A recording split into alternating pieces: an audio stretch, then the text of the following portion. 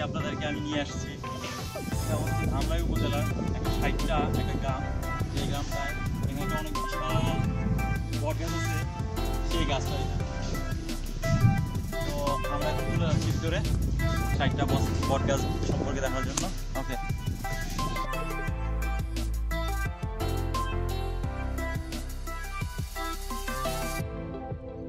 গাছের একটা প্রকাণ্ড মূলগুলো দেখেন পানির মধ্যে নেমে আসছে।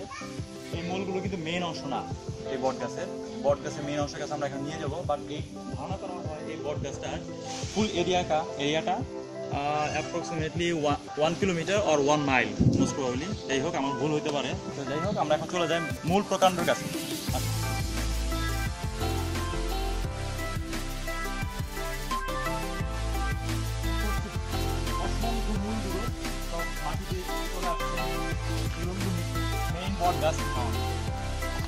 দেখাচ্ছি আমাদের মেইন বট গাছটাকে দেখাচ্ছি। এটাই হচ্ছে সেই মেন যে গাছটা, যেখান থেকে এই বিশাল একটা অংশের সৃষ্টি হয়েছে।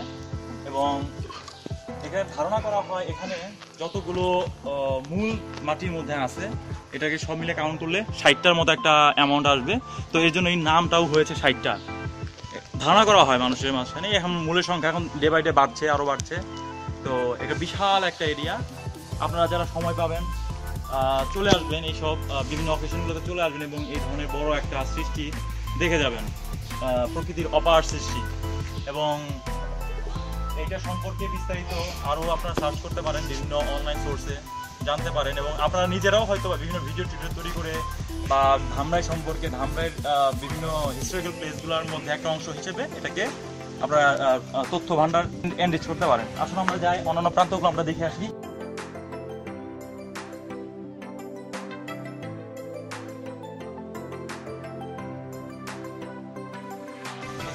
বলার মতো কিছুই নেই, কারণ এখানে কেউ উপস্থিত নেই এখনো। তো যাই হোক, এখানে একটা মন্দির আছে, মন্দিরটা লক করা। তো আপনারা দেখতে পাচ্ছেন বাইরের অংশটাতে খুব বিশাল একটা অংশ। এখান থেকে চমৎকার দেখা যাচ্ছে, মনে হচ্ছে ছোট ছোট বট গাছের সমন্বয়ে অনেক বড় একটা এরিয়া, একটা বট গাছের অনেকগুলো বট গাছের সমন্বয়। তো এটা প্রকৃতির একটা অপার সৃষ্টি। আপনারা যখন সময় যখন চলে আসবেন এই জায়গাগুলো দেখার জন্য। তো দেখাবো জলের সাথে কিভাবে আমাদের বট গাছ মিশে আছে। শুধু যতটুকু চোখ যায় আমাদের পানির মধ্যে সব বট গাছের মূলগুলো চলে গেছে এবং বিভিন্ন প্রকাণ্ডগুলো ঢেলে পড়ছে। এবং এখানে উপর থেকেও অনেক ইচ্ছা করে উপরে যায়, উপরে যাওয়ার পরে জিনিসগুলো দেখতে পায়। উপর থেকে সিনারিটা আরো অনেক সুন্দর এবং চমৎকার।